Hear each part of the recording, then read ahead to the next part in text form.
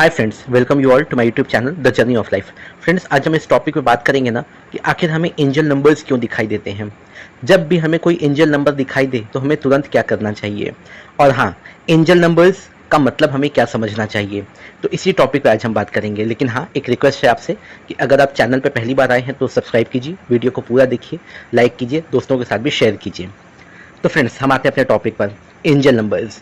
Angel numbers क्या होते हैं फ्रेंड्स? एंजल नंबर्स आप जितने भी होते हैं, आप मान के चले कि कोई एक नंबर अगर लगातार ट्रिपलिंग में हो या डबल डबल करके 4 बार लिखा हुआ हो तो वो अपने आप में एक एंजल नंबर होता है।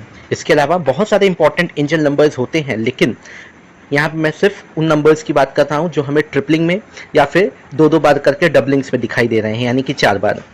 फ्रेंड्स, अलग अलग एंजल नंबर्स का जो मतलब होता है वो अलग अलग होता है। फॉर एग्जाम्पल, अगर एंजल नंबर 111 की बात करें तो ये दिखाता है नई शुरुआत, या जब कभी भी हमारी कोई विश पूरी होने वाली होती है तो ये नंबर हमें ज़्यादा दिखाई देता है। ठीक है, इसी तरह से एंजल नंबर 222 का अपना एक मतलब है। एंजल नंबर 333 का मतलब अपना है। एंजल नंबर 555 जो कि चेंज को दिखाता है, मतलब अब आपकी लाइफ में कोई चेंज अगर आने वाला है तो आपको 555 एंजल नंबर ज़्यादा दिखाई देने लगेगा। इसके साथ साथ और भी एंजल नंबर्स हैं, जैसे कि 1111 अगर आपको ज़्यादा दिखाई दे तो दैट मीन्स आपकी कोई विश बिल्कुल पूरी होने वाली है, और हाँ, एंजल्स आपके पास हैं।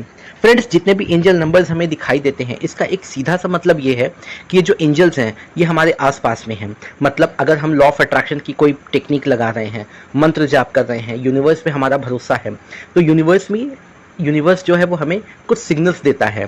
कैसे देता है?